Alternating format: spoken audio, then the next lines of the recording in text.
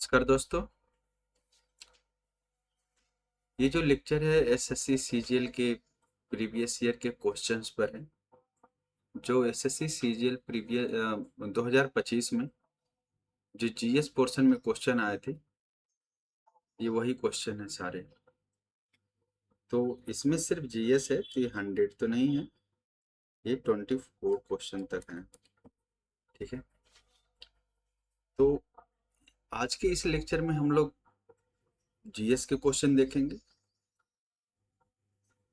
शुरू करने से पहले, ये मेरे चैनल का नाम है @MSRGKGS, तो आप लोग इसको सब्सक्राइब कर लीजिएगा।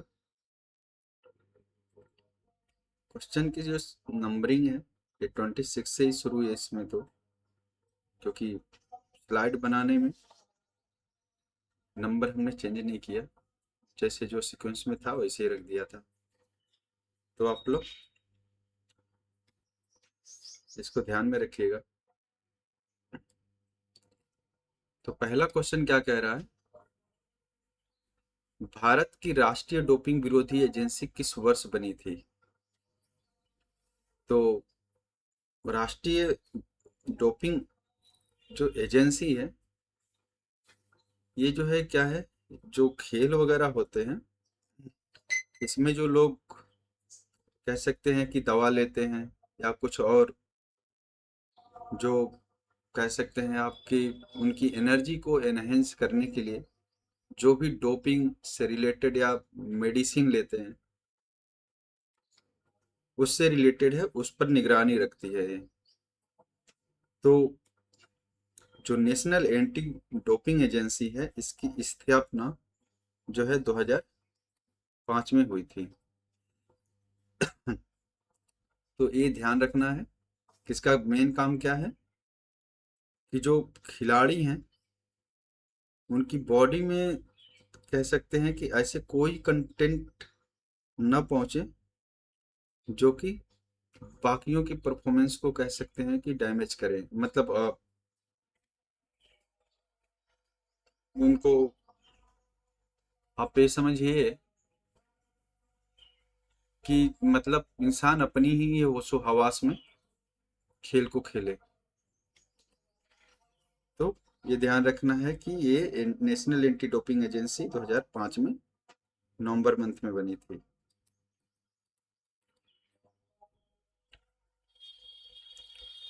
नेक्स्ट है आपका, महिला सेल्फ हेल्प ग्रुप को वित्तीय सहायता प्रदान करने वाली सरकारी योजना क्या है? कि जैसे कि कह सकते हैं कि जो गरीब महिलाएं गांव में, कह सकते हैं कि जो गरीब महिलाएं हैं उनको क्या है कि गवर्नमेंट चाहती है कि वो उससे बाहर निकले। तो उसके लिए गवर्नमेंट ने ये जो कह सकते हैं कि DNRLM की स्थापना करी थी, दीनदयाल अंत्योदय योजना ग्रामीण राष्ट्रीय ग्रामीण आजीविका मिशन की स्थापना करी थी। क्या है कि इसमें हर एक गांव से एक ऐसी महिला होगी जो कह सकते हैं कि वो अपने आप को फाइनेंशियली मजबूत बनाएगी। तो इसमें क्या है, गवर्नमेंट उनको फाइनेंशियली सपोर्ट देगी। जो भी अगर वो कोई बिजनेस या कुछ शुरू करना चाहती हैं तो कर सकती हैं, ताकि उनकी जो इनकम है उसमें वृद्धि हो। तो ये है आपका जो सरकारी योजना है, ये है दीनदयाल अंत्योदय योजना, जिसे कहते हैं राष्ट्रीय ग्रामीण आजीविका मिशन, NRLM।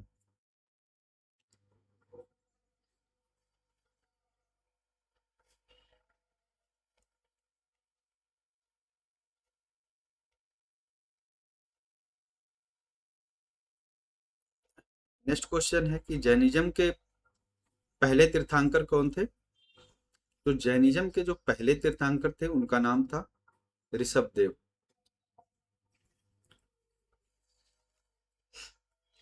ऋषभ देव जो थे वो पहले तीर्थंकर थे। और आपके जो इम्पोर्टेंट हैं वो है 23वां और 24वां। तो 24वां आपके महावीर जैन थे।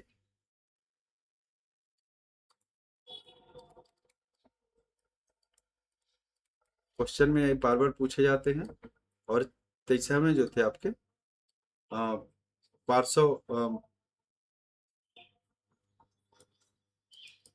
पार्श्व कह सकते हो, पार्श्वनाथ। आप लोग नाम देख लीजिएगा एक बार ध्यान से। तो ये लोग थे पहले वाले ऋषभ देव थे।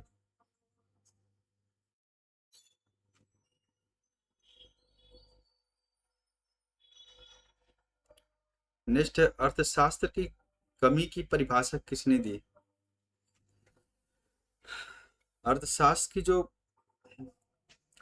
कमी की परिभाषा दिया था उन्होंने लायनल रम्बिस ने दिया था। लायनल रम्बिस। तो इसकी जो इन्होंने परिभाषा दी थी 1932 में दी थी। इनकी एक बुक थी जिसका नाम था an easy on nature and significance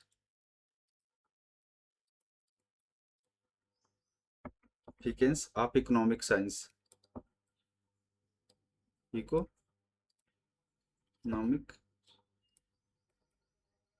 science. तो इन्होंने इस किताब में लिखी है। नेक्स्ट है सभी यूकेरियोटिक कोशिकाएं प्रोटीन नेटवर्क द्वारा संरचनात्मक रूप से समर्थित हैं। All eukaryotic cells are supported structurally by protein network. तो इसमें जो है करेक्ट आंसर जो है आपका ये साइटोस्केलेटन, ये इसका करेक्ट आंसर है।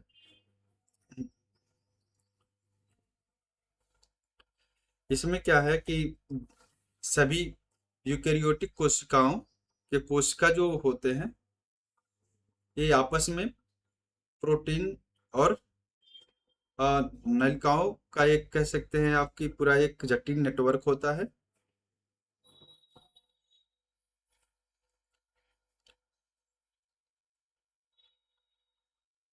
नेक्स्ट है कि to which level of government do taxes on the railway fares. Railway किराए पर किस स्तर की सरकार को मिलते हैं। तो क्या होता है जब रेलवे का किराया वगैरह होता है तो उस पर क्या है गवर्नमेंट, यूनियन गवर्नमेंट क्या करती है, टैक्स लगाती है। ठीक है। तो इसमें क्या है कि आपकी जो कॉन्स्टिट्यूशन है उसकी 7वीं अनुसूची में ये चीजें रेलवे को उसमें मेंशन किया गया है। तो इस पर जितना भी कुछ भी है कंट्रोल है वो क्या है, वो यूनियन गवर्नमेंट का है। तो यूनियन गवर्नमेंट क्या करती है, टैक्स को कलेक्ट करती है। और जो आपका आर्टिकल है इंडियन कॉन्स्टिट्यूशन का 269, उसके इसके अनुसार क्या है, यूनियन गवर्नमेंट टैक्स लगाती है लेकिन जो वित्त आयोग होता है उसकी सिफारिशों पर कह सकते हैं कि ये राज्यों में भी शेयर किए जाते हैं। तो टैक्स क्या होता है, यूनियन गवर्नमेंट लगाती है और टैक्स को जो होता है राज्यों में भी शेयर कर दिया जाता है।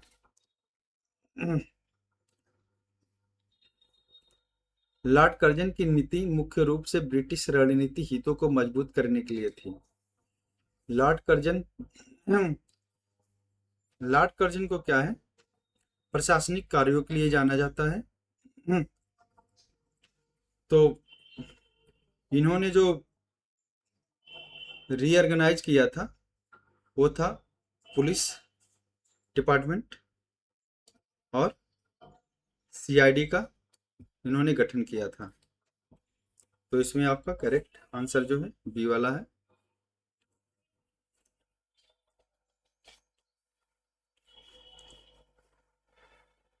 ये जो है आपका 1905 में हुआ था।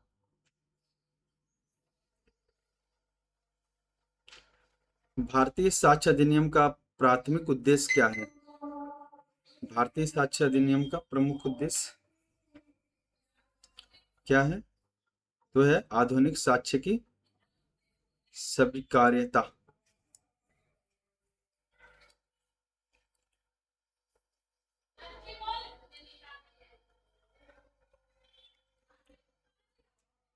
इसका जो मेन उद्देश्य है कि साक्ष्य के नियमों को आधुनिक और डिजिटल युग के अनुकूल बनाना है।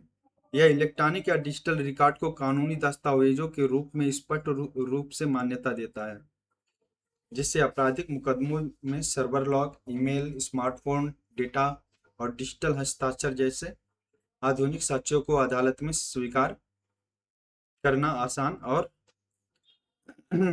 कह सकते हैं सुव्यवस्थित करता है। तो भारतीय साक्ष्य अधिनियम का प्राथमिक उद्देश्य क्या है? आधुनिक साक्ष्य की स्वीकारता। आधुनिक साक्ष्य में यही सारी चीजें आती हैं, डिजिटल सिग्नेचर दुनियादारी, ठीक है, photo.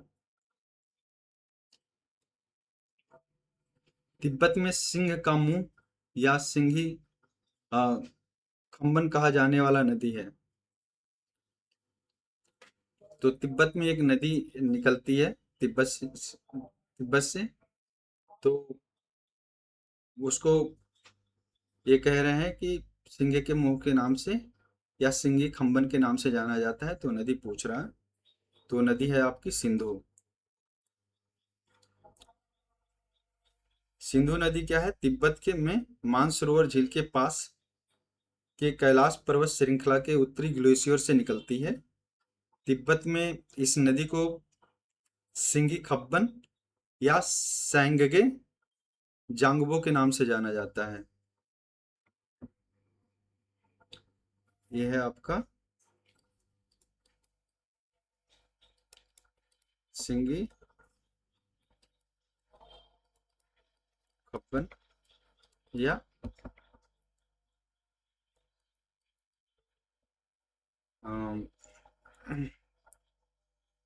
Sengge जांगबो।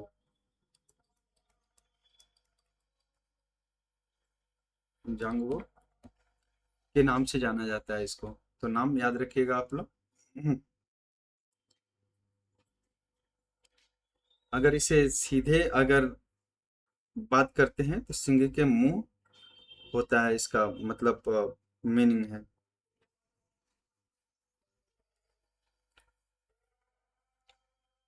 FDI, foreign direct investment, किस सुधार स्तंभ का हिस्सा है? तो है आपका ग्लोबलाइजेशन के लिए है, ग्लोबलाइजेशन, ठीक है। ये है आपको वैश्वीकरण। ये सारे जो क्वेश्चन हैं ये सीजीएल में पूछे गए हैं, तो ध्यान रखिएगा। क्या है कि भारत की जो आर्थिक नीति है 1991 में बनाई गई। तो इसमें क्या है, एफडीआई को ग्लोबलाइजेशन का एक कह सकते हैं आप मुख्य हिस्सा माना गया है। इसमें क्या है, विदेशी जो कंपनियां होती हैं या संस्थाएं होती हैं वो कंट्री में क्या करती हैं, इन्वेस्ट करती हैं, अपना बिजनेस करती हैं।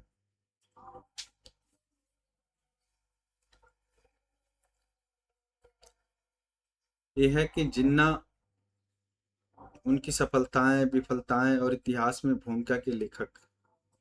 तो जिन्ना के ऊपर एक किसी ने किताब लिखी जिसने क्या है उसकी सफलताएं असफलताएं और उसकी बैक हिस्ट्री के बारे में लिखा है। तो उसका नाम पूछ रहा है, तो उसका नाम है इश्तियाक अहमद।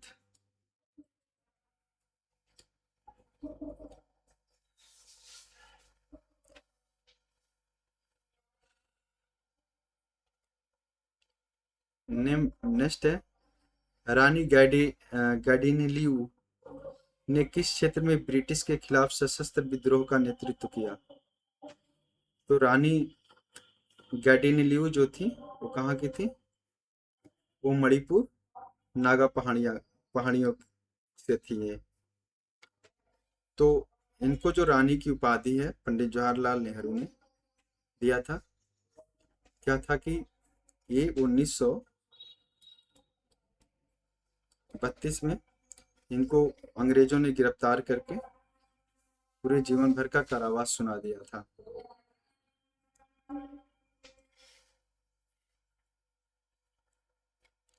इन्होंने जो एक आंदोलन शुरू किया था उसका नाम था होराका, होराका आंदोलन।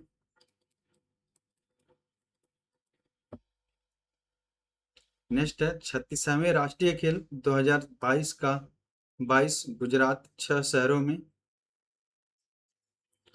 क्या है कथन? ये तो गलत है। नेक्स्ट, भारत की छठी पंचवर्षीय योजना का मुख्य फोकस। भारत की जो छठी पंचवर्षीय योजना थी उसका जो मुख्य फोकस था वो था पोवर्टी एलिविएशन एंड टेक्नोलॉजी। तो ये पंचवर्षीय योजना क्या है कि 5 वर्ष के लिए बनाई जाती थी, लेकिन ये जो जैसे गवर्नमेंट जब चलती थी, पंचवर्षीय योजना जैसे कांग्रेस की सरकार थी तो उस कांग्रेस की सरकार ने पंचवर्षीय योजना लागू की। लेकिन जब एनडीए की सरकार 2014 में आती है तो उसके बाद क्या होता है, नीति आयोग लागू होता है। तो सबका जो प्लान है कंट्री को डेवलप करने के लिए ही बनाया जाता है। तो इसमें क्या है, 1980 से 1985 में जो पंचवर्षीय योजना था उसका जो कह सकते हैं कि ऑब्जेक्टिव था गरीबी को कम करना और टेक्नोलॉजी को बढ़ाना।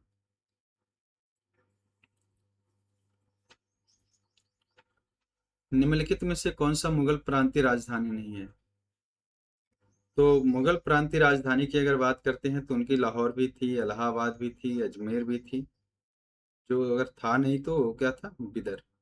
मुगलों ने क्या किया, बिदर को बाद में जीत तो लिया था, ये साउथ में पड़ता है। इसको जीत तो लिया था लेकिन क्या है, वो उन्होंने इसको अपना कैपिटल नहीं बना पाया।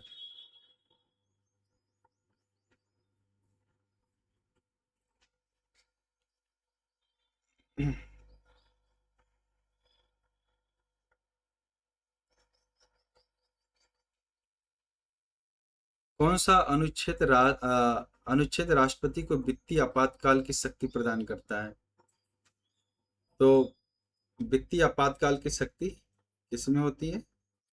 ये अनुच्छेद 360 में होता है, जो प्रेसिडेंट घोषित करते हैं। उनके पास ये पावर होती है कि वो डिसाइड करेंगे, वो जो है डिसाइड करेंगे कि वित्तीय इमरजेंसी है या नहीं है। तो घोषणा उनके हाथ में होती है। तो ये संविधान के कौन से भाग में है? ये है आपका 18वें भाग में।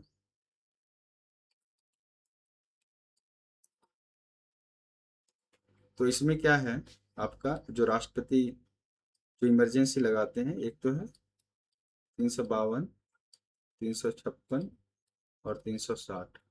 ये तीनों आर्टिकल इंपॉर्टेंट हैं, पूछते रहते हैं, तो आप लोग इसको याद कर लीजिएगा। 352 जो है नेशनल इमरजेंसी पर लगती है, नेशनल इमरजेंसी। हाँ, और एक होती है आपकी, जो इसको आप देख लीजिएगा, एक होती है राष्ट्रीय, सॉरी, एक तो नेशनल हो गई, दूसरी हो गई राज्यों में लगती है, और ये है फाइनेंशियल। फाइनेंशियल इमरजेंसी अभी तक कंट्री में लगाई नहीं गई है। पृथ्वी के सतह के वायुमंडल में कौन सी दो गैस प्रमुख हैं? तो अपने अगर एटमॉस्फेयर की बात करते हैं तो उसमें जो हम्म, सबसे ज्यादा प्रचुर मात्रा में जो गैसेज अवेलेबल हैं वो क्या है? पहला नाइट्रोजन 78%, ऑक्सीजन नियरली 21%। बाकी जो माइनर गैसेज हैं जो बहुत कम परसेंटेज में पाई जाती हैं। तो इसमें आपका क्या होगा? नाइट्रोजन और ऑक्सीजन। ध्वनि तरंग हवा से पानी में यात्रा करती है, गति और तरंग दैर्ध्य पूछ रहा है। तो इसमें क्या है? जब साउंड वेव एयर में ट्रेवल करती है और पानी में ट्रेवल करती है तो उनकी स्पीड से रिलेटेड ये क्वेश्चन है। तो क्या है कि जब ध्वनि तरंग तरंग पानी में मतलब चलती है तो उसकी स्पीड ज्यादा होती है और तरंग दैर्ध्य भी ज्यादा होता है। तो क्या होता है? दोनों ही बढ़ते हैं। और ध्वनि तरंग क्या है? एक मैकेनिकल वेव है ये। साउंड वेव क्या है? Mechanical wave.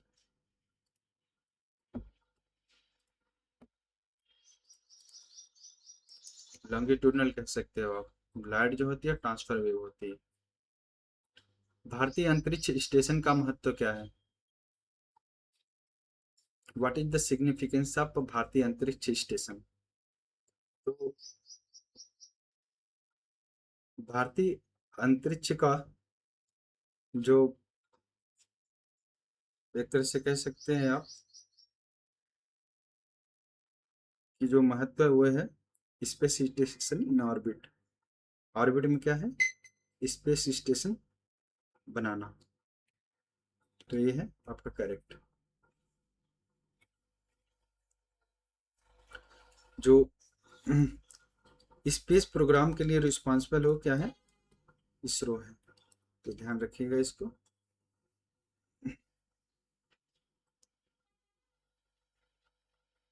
हाँ, 2024 में भारत के महान्यवादी कौन थे?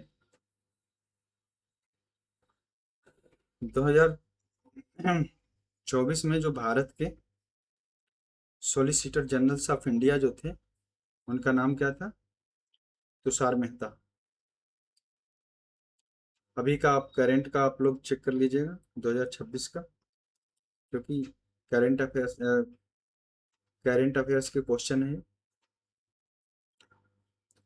विच Mughal empire was the responsible for building red fort in Delhi? तो पूछ रहा है कि कौन से मुगल एम्पेयर थे जिन्होंने दिल्ली का लाल किला बनवाया था? तो वो कौन थे? शाहजहां।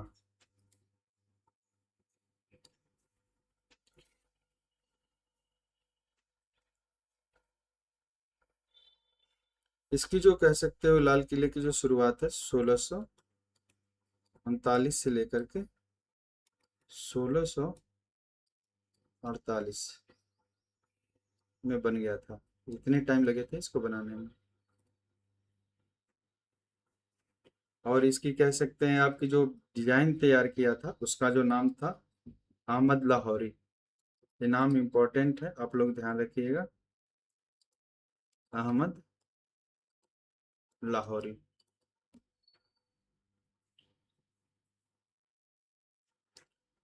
यक्षगान किस राज्य का एक पारंपरिक लोक नृत्य है? यक्षगान जो है किस राज्य का लोकतांत्रिक नृत्य क्या है? किस राज्य का एक पारंपरिक लोक नृत्य है? तो ये है आपका कर्नाटक।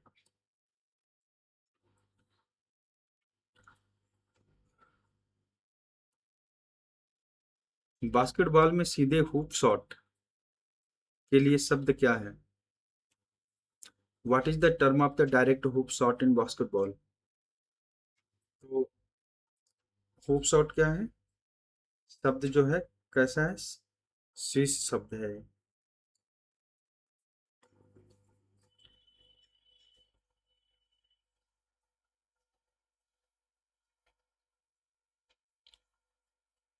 इसमें क्या है, जब कोई खिलाड़ी फुटबॉल वाला जब शॉट मारता है तो गेंद क्या करती है, बैकबोर्ड या धातु के रिम को अ, छुए सीधे नेट के अंदर चली जाती है, तो उसे स्विस शॉट कहा जाता है। और ये जो होती है, कह सकते हो कि जो साउंड होती है वो रगड़ने से पैदा होती है। तो ये ध्यान रखना है, बास्केटबॉल में सीधे हुप शॉट के लिए जो शब्द है उसका नाम है स्विस।